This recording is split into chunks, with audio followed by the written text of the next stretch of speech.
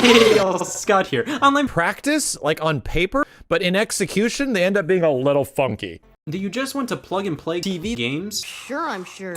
I won! Welcome to the club. I like to call it the Bit Wars. I just want to plug something in once, and I'm done, and it has a nose. Plug and play TV games were the sole reason some bin in my living room's corner had purpose. If you didn't own at least one of these from 02 to 09, did you even exist? No! Flick the switch on the controller and boom! Plug and plays were always chubby, full of distractions, and they were easy gift ideas for kids. Made by JAKKS. Pathetic. Oh, my son likes circles, this'll do. I don't want to play this, I want to it. The core plug and play brand I remember was by JAKKS. Pathetic. The TV Boy from the 2000s was the first plug and play many will point towards. It included over 100 of them in 35,000 games in an oval. Technology was evolving and fast. What the TV Boy did was not only obtain a cease and desist, but I'm just landing on their heads! power them with batteries and utilize older batteries. Legally, was the Activision 10-in-1 by JAKKS in the year 2000. Have the cables, the logo, the legality, it has it all. This device features 10 Atari 2600 and classics from the Activision, so you know what that means. It looks like this. Yes, this is the controller you'd associate with the games included on this plug and play, and then the Super Smash Bros. You wouldn't be able to identify in the street. So the on and off switch and reset buttons are on the shoulders, cool, and we have two D-pads, cool, with one acting as the buttons, cool, in the game selection. Cool.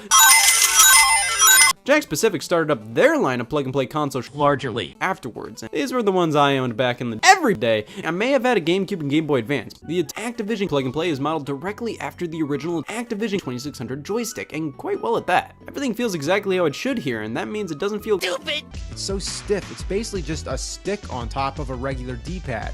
I played a lot of Breakout and Pong and Caterpie. Tried to understand the context of Yar's Revenge as a children. This device may have been one of the first stepping stones to me liking games nobody. Sky's the limit when you don't give a shit.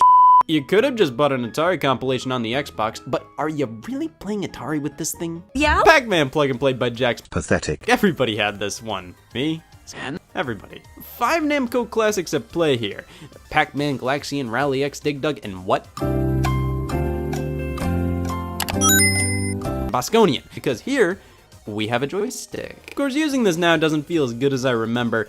It feels a little clicky. No, the stick doesn't feel substantial enough. Unit isn't big enough to really fully use the stick like I would on a real arcade machine. Of course, they followed this up with a Miss Pac plug and play featuring different and better games. I got so much mileage out of both of these plug and plays every day, and this was where my love for the Namco arcade many games began. What's interesting about the Ms. Pac-Man unit is bulb position is controlled by twisting the head of the knob. I didn't know that as a kid, and when I tried playing the game, the car would never move. So I'll throw the concept of it to the side and make way for my true final plug and play I owned as a kid. The SpongeBob SquarePants plug and play. Good.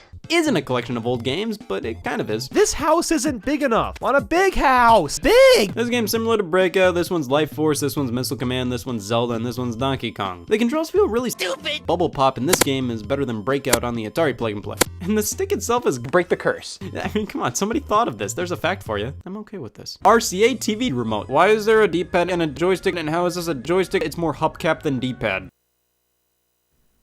It sure is. Disney Plug and Play features a couple of games based on various SpongeBob characters. This is most similar to the Disney one. Each game is of a different style. I swept the fucking floor with Timon to the Bongo's rescue. Duck Duck Golf. What were they thinking? Aladdin's another puzzle, but it ends with a very basic platformer game based on The Lion King. You know, that can't work. A circle. Sega Genesis plug and play, shaped like a EA Sports controller. It comes with a bonus DVD. Well, don't mind if I do. The final JAKKS specific plug and play I have is a Nicktoons. Let's cut it open and take a...